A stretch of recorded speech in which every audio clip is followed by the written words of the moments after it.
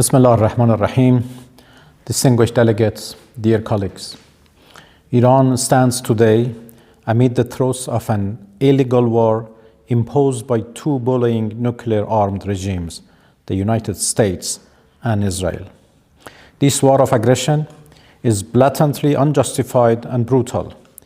They initiated this aggression on 28 February, while Iran and the United States were engaged in a diplomatic process to resolve Americans' alleged concerns over Iran's nuclear program.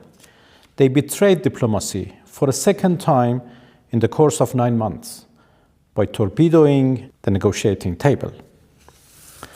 Among the most harrowing manifestations of this aggression was the calculated, phased assault on Shajar Tayyib Elementary School in the city of Minab, south of Iran, where more than 175 students and teachers were slaughtered in cold blood.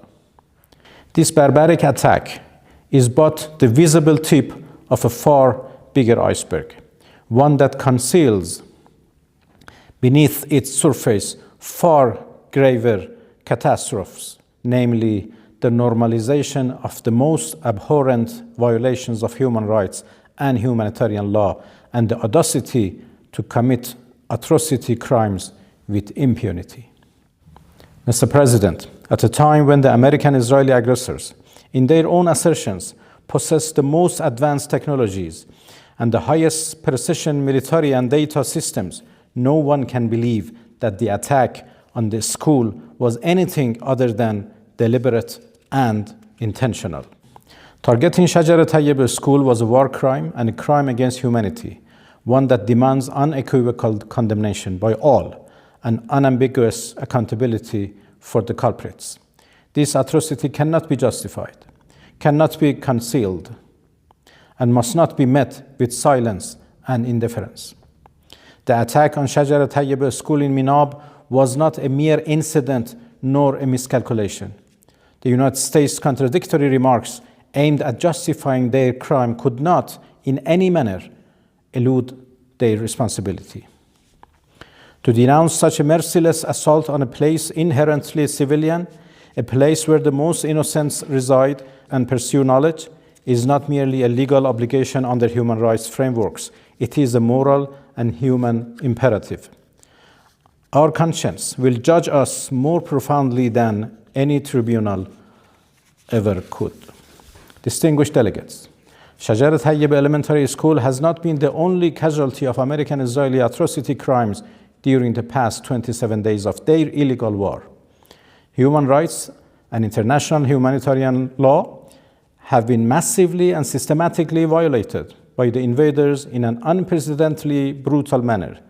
They are targeting civilians and civilian infrastructures with no regard for laws of war and basic principles of humanity and civility. More than 600 schools have been demolished or damaged across Iran, and more than 1,000 students and teachers martyred or wounded as the result. The aggressors, who are arrogantly shouting, "No mercy, no quarters," and threatening to strike Iran's vital infrastructure, have been attacking hospitals, ambulances, health workers, Red Crescent rescuers, refineries, water sources, and residential areas. War crime and crime against humanity are not sufficiently describing the gravity of the atrocities they are committing.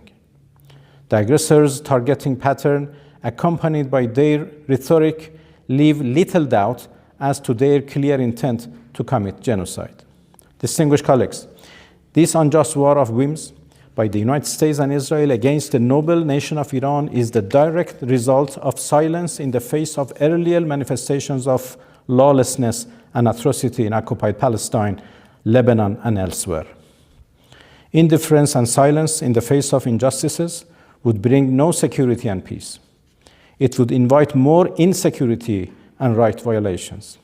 The United Nations and the core values it embodies, as well as the overall human rights framework, are at serious stake.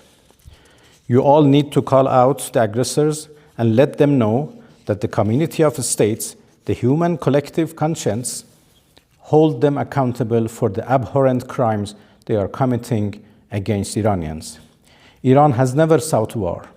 Iranians are a peaceful, noble nation inheriting one of the richest civilizations on earth. Yet, they have demonstrated absolute resolve and determination to defend themselves against the brutal aggressors who know no boundary in perpetrating all sorts of crimes, a defense that shall persist as long as needed. And thank you for your attention.